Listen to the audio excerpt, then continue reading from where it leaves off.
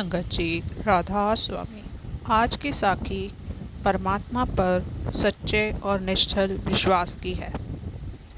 कबीर साहब ने मगहर से काशी में रिहाइश कर ली थी और वहाँ ही सत्संग करना शुरू कर दिया था। उनका उपदेश था कि मनुष्य को अपने अंदर ही परमात्मा की तलाश करना चाहिए। बाहरमुखी रीति रिवाजों का पालन करने से, मंदिर और मस्जिदों में जाकर पूजा और इबादत करने से कुछ हासिल नहीं हो सकता। उनकी यह शिक्षा पंडितों और मौलवियों के विचारों से बहुत भिन्न थी, इसलिए दोनों उनके कट्टर विरोधी हो गए। लेकिन कबीर साहब ने उनकी ओर ध्यान नहीं दिया। जो जिज्ञासु परमार्थ की खोज में उनके पास आते, आप उन्हें अपना उपदेश समझाते। धीरे धीरे उनके शिष्यों की गिनती बढ़ती गई और कबीर साहब का नाम दूर दूर तक फैल गया।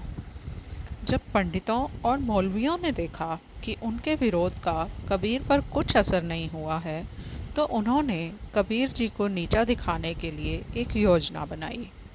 उन्होंने काशी और उसके आसपास यह खबर फैला दी कि कबीर बहुत धनवान हैं और अमुक दिन एक धार्मिक पर्व पर बहुत बड़ा यज्ञ कर रहे हैं, जिसमें भोज भी किया जाएगा।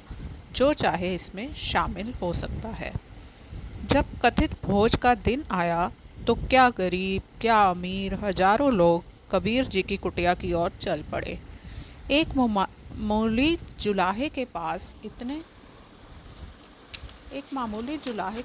इतने लोगों को भोजन कराने के लिए ना तो धन था और ना ही सामान। इस मुश्किल से बचने के लिए कबीर साहिब शहर से बाहर बहुत दूर चले गए और एक पेड़ की छाया में मालिक के ध्यान में बैठ गए।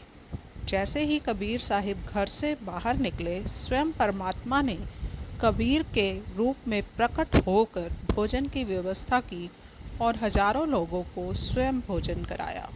भोज के लिए आने वाला हर एक व्यक्ति यह कहते हुए लौटा, धन्य है कबीर, धन्य है कबीर।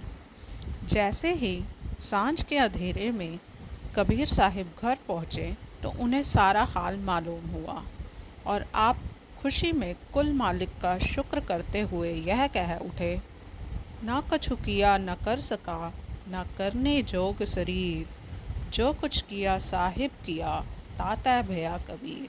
साथ संगत जी, परमात्मा स्वयं अपने सच्चे भक्तों की लाज रखता है और उनके विश्वास को कभी टूटने नहीं देते। राधा स्वामी जी।